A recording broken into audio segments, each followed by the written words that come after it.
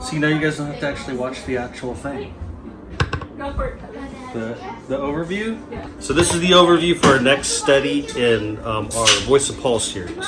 So we're going to be covering Acts chapters 13, 14, and 15, and also portions of the book of Galatians. So we're actually getting to the place where we're starting to tie in some of the other New Testament books with the timeline of the book of Acts.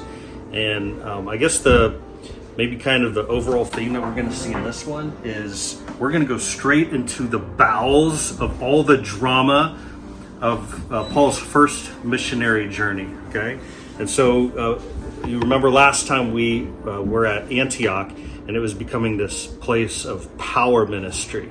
And there were Gentiles and Jews coming to know Christ and being a people together. And Paul and Barnabas are there. There's amazing things happening. There's also this really cool thing where these prophets come up to Antioch and they prophesy about a famine that's going to happen and the need for relief monies down in Jerusalem for the poor people. So the people in Antioch actually, they form a mission and a ministry in advance of something happening.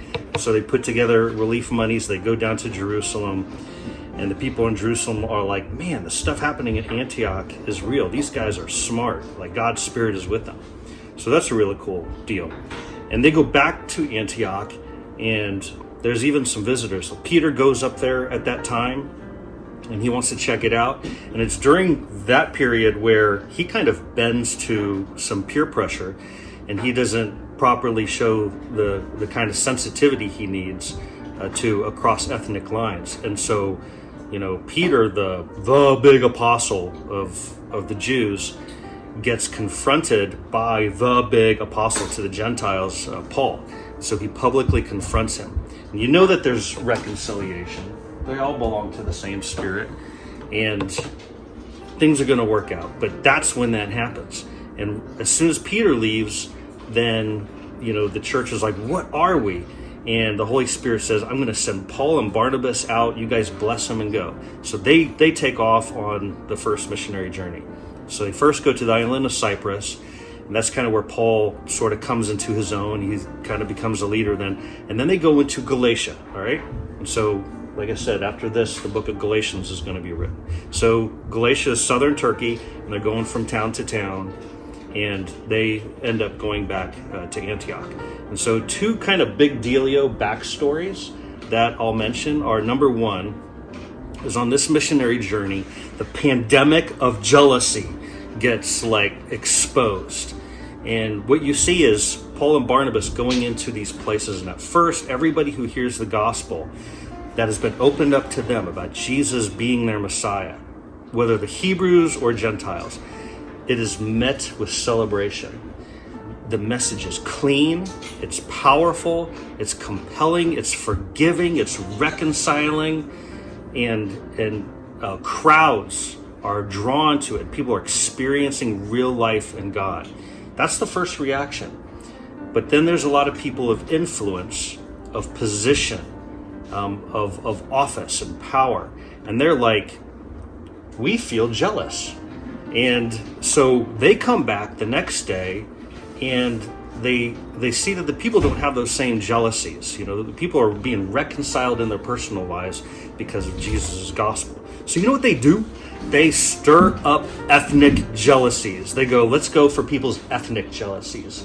And they actually pit Jews and Gentiles. There's Jewish and Gentile leaders who gets together to stir up ethnic jealousies between Jews and Gentiles. Isn't that crazy?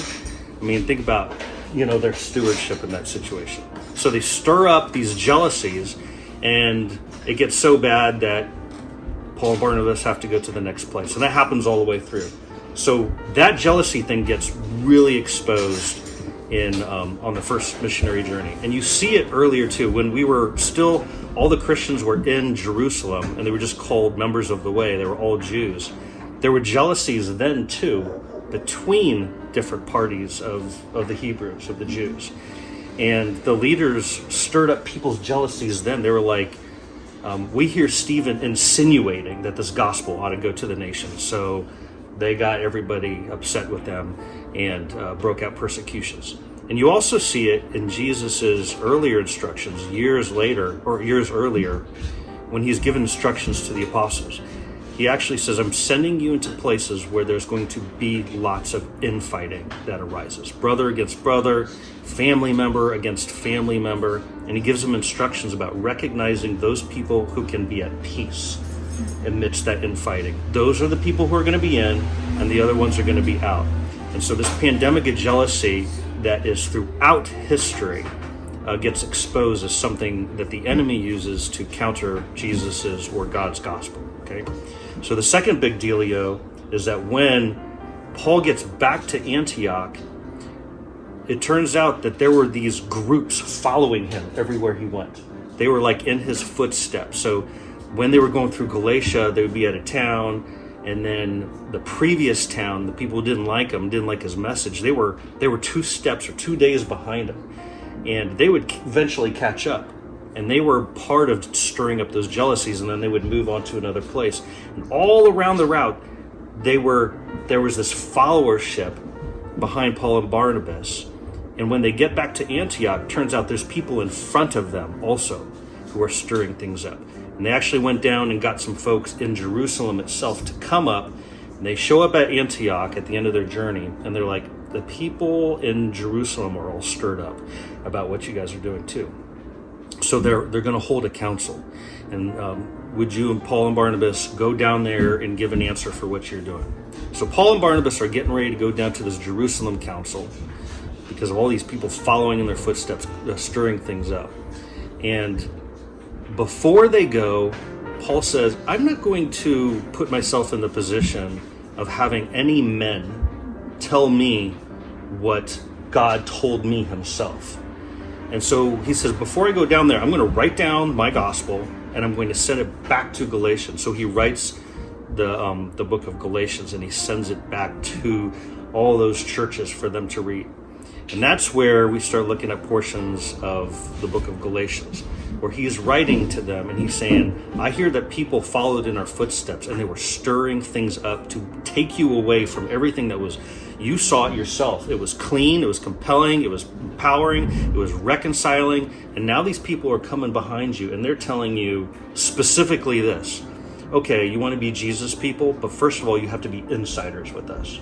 You have to cut off important stuff and become Hebrews like we are and do all the secret handshakes and everything. And then you could be Jesus people just like us. And Paul's like, why are you even listening to this?